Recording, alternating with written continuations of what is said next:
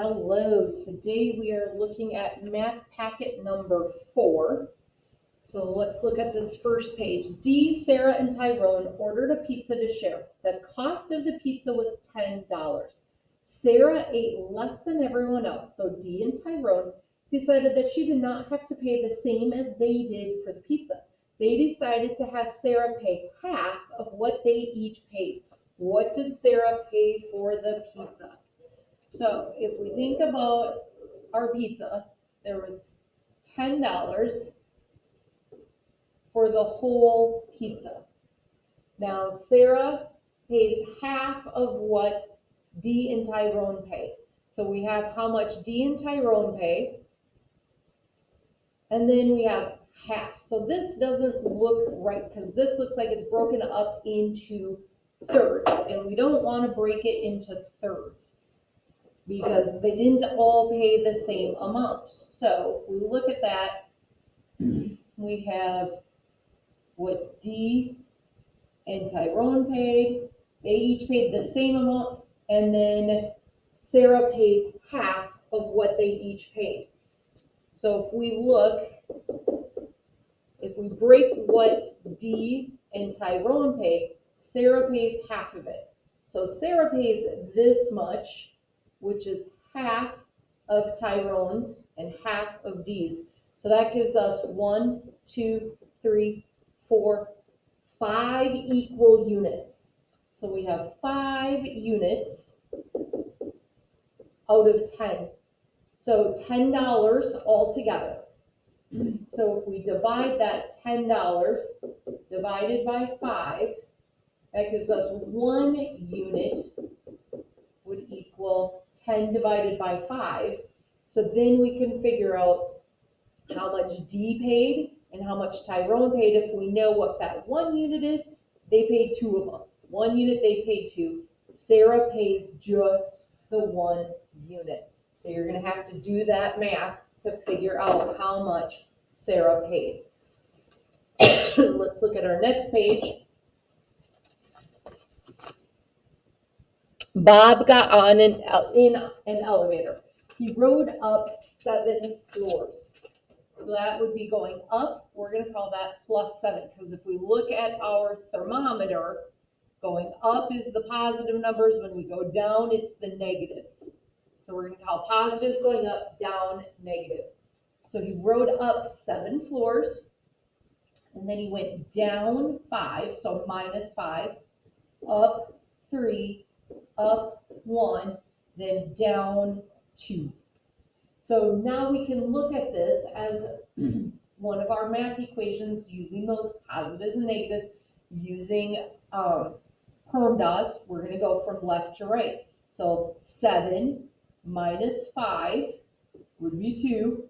Then keep going with your writing. Keep on doing that all the way down until you get your final answer. 2 plus 3. And then bring down the rest.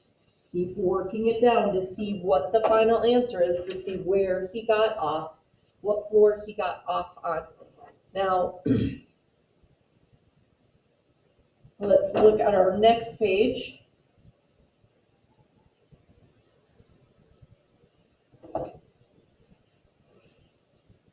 It is our 5-card challenge. Remember, when we do the 5-card challenge, we have 5 cards that we're going to use different order of operations for to equal 3.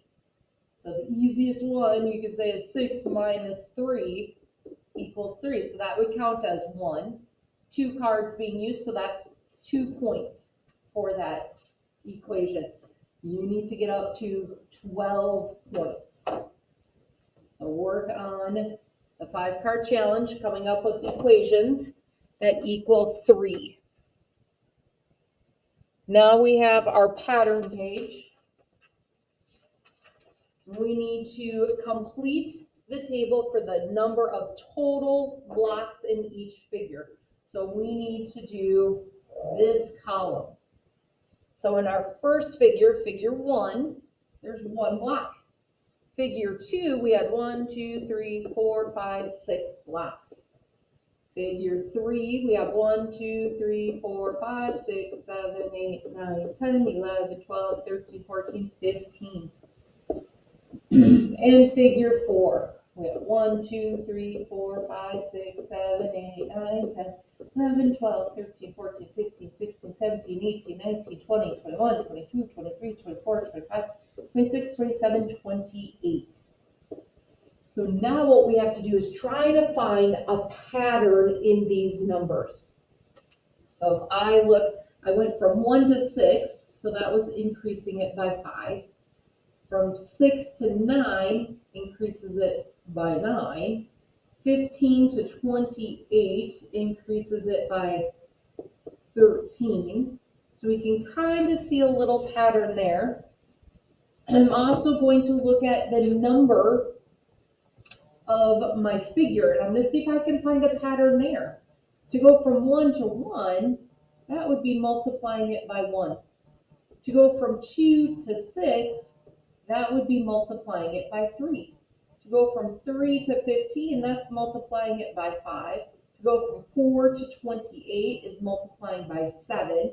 This one's a little bit easier of a pattern for me to work with because I can see that we are increasing by our odd numbers, 1, 3, 5, 7. So I could see that I would need to multiply figure 5 by 9. So follow that pattern down, all the way down, and fill in the missing total number of blocks. So there's different patterns that you can follow. That's the easiest pattern that I found for me to follow. You might like a different pattern. Just make sure it gets us the correct number of blocks. Our next page, figure shown is a right rectangular pyramid. So we have to answer the questions for your class. All work must be shown. The first thing we're going to do is draw a net and label our sides. So remember, the net is if we were to cut up this figure and lay it out flat. So I know there's a square as our bottom. So I'm going to start my net with my square, and then I see there are 4 sides, and each side is a triangle shape. Now I can't forget to label the sides with my numbers. I see one side of the triangle, or sorry, not the triangle, of the square is 8 feet. So each of my sides of that square are 8 feet. And then going up our triangle, the height of the triangle is 16 feet. So now I need to find area. So to find the area of the square, so an area of a square equals length times width. Well, my length is 8 and my width is 8. So to find the area of the square, I need to do 8 times 8, and that's going to equal my square. Now I need to find the 4 triangles. They're all the same amount. So I need to know that the area of a triangle equals 1/2 of the base times the height. Now the base is my 8 right here. So this is my base, and the 16 is my height going up. So the area of my triangle equals 1/2 of my base, which is 8, times my height, which is 16. So I need to find that area would be 1 triangle, and I need to put it in for all 4 triangles. Then I need to add all of my areas up to get my surface area. So you need to know those formulas. Area of a square is length times width. The area of the triangle is 1/2 of the base times the height. Now let's look at our next page.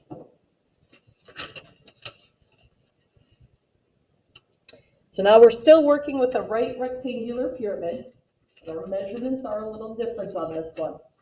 So it says write the formula for the volume of a right rectangular pyramid. The formula is length times width times height divided by 3. So my length, here's my width, and my height is that 6.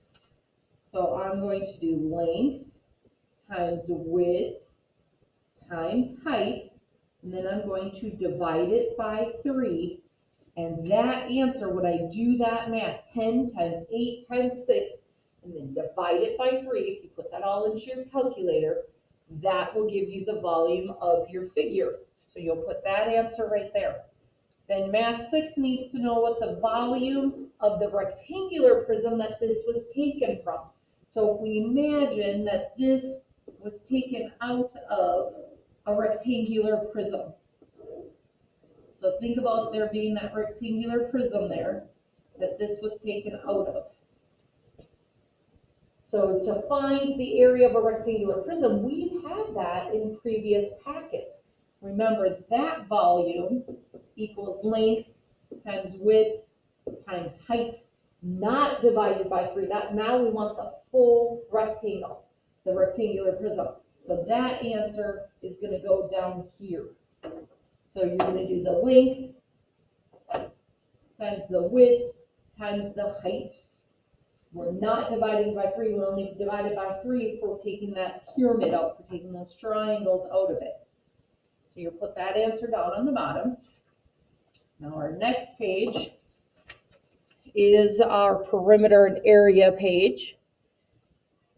So remember, to find a perimeter, we need to add up the length of each side. So make sure you're paying attention to these sides that don't have any measurements listed, and make sure you're listing all of those measurements to add them up to get your perimeter. Now to get your area, this is a goofy shape. I like to break up my goofy shapes into shapes I know how to find the area of. So I'm going to break this up into 3 rectangles because I know the area of a rectangle equals length times width. So I could say length times width would be this area. I need to figure out if this is 4 meters and this is 5 meters and it's 12 meters altogether. What is my width here? So 4 plus 5, subtract that out from 12. And then you're going to take that width times the length will give you this area. Then we have our 3 meters here plus this side, which is the same as this side. You're going to multiply those together to find this area. Then you're going to add all 3 areas together to get your total area. So you have to do all of the steps. You have to make sure you know all of your measurements for the perimeter. Find this middle measurement for the area so you can break it into your 3 rectangles. Find their areas, multiply or add all of their areas together to get the total area.